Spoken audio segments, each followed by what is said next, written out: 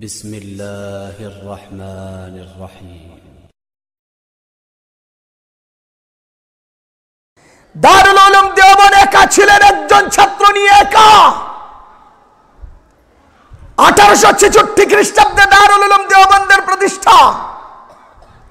ভারতবর্ষ থেকে ইংরেজ পালিয়েছিল 1947। প্রায় 100 বছরের কাছাকাছি সময় ইংরেজ কবলিত রাষ্ট্রে দারুল উলুম দেওবন্দ মাথা উঁচু করে বেঁচে ছিল, আজও বেঁচে আছে, ইনশাআল্লাহ কিয়ামত পর্যন্ত বেঁচে থাকবে। সেই দারুল উলুম দেওবন্দের তত্ত্বাবধানে অধীনে প্রতিষ্ঠিত কওমি মাদ্রাসাগুলো বন্ধ করে দেওয়ার জন্য আজকে কতিপয় বামপন্থী কুলাঙ্গার উঠে পড়ে লেগেছে।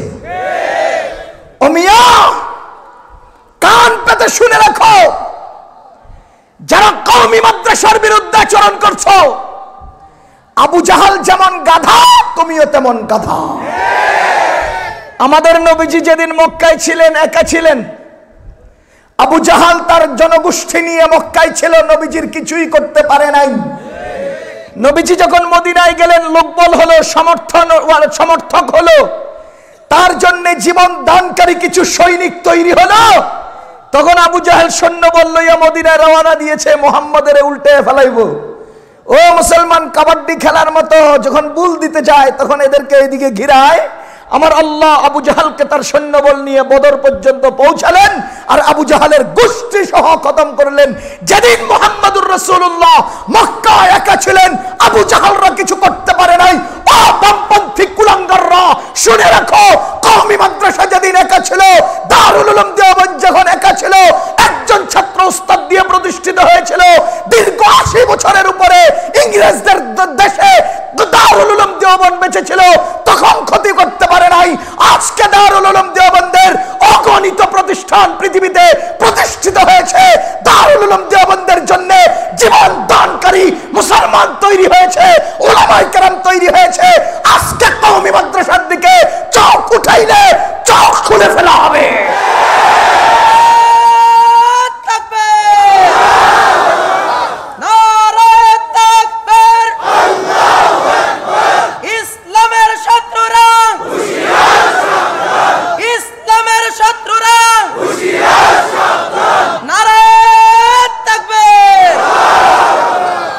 বর্তমান সংসদ ভবনে গত 3 তারিখে রাশেদ খান মেনন কওমি মাদ্রাসার উলামায়ে কেরামের এই জীবনযাত্রাকে মোল্লাতন্ত্র বলে আখ্যায়িত করার দুঃসাহস দেখিয়েছে।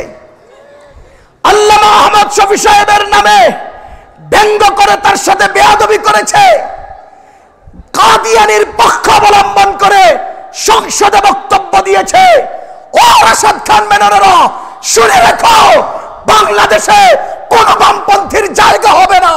কওমি মাদ্রাসার বিরুদ্ধে কথা বলবে, আহমদ শফি সাহেবের বিরুদ্ধে কথা বলবে, জিভ টেনে ছুঁড়ে ফেলা হবে।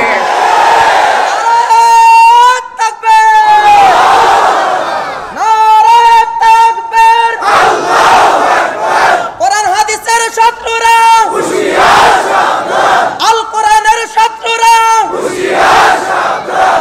ইসলামের শত্রুরা হুঁশিয়ার, সাবধান। আমি সরকারকে বলবো, আমি সরকার মহোদয়কে বলবো, সরকারের ঊর্ধ্বতন কর্মকর্তাগণকে বলবো, এই সমস্ত বামপন্থী কুলাঙ্গারদেরকে সামলান।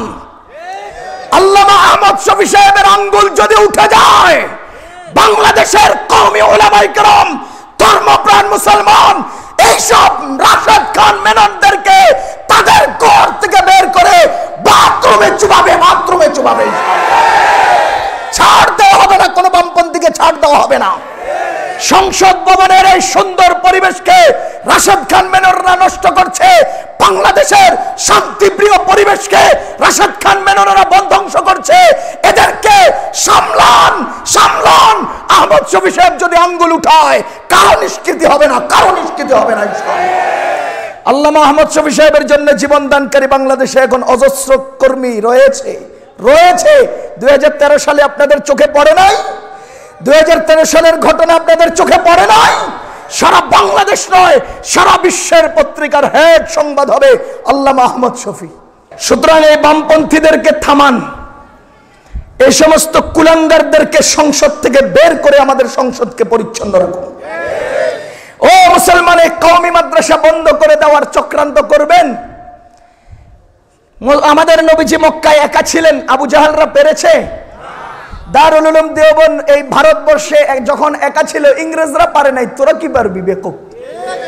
এ দুনিয়ার মুসলমান, আমি আপনাদেরকে সহ দুনিয়ার সব বামপন্থীদেরকে শুনিয়ে রাখতে চাই, কওমি মাদ্রাসা তোমরা মনে করেছো এই ওয়ালের নাম,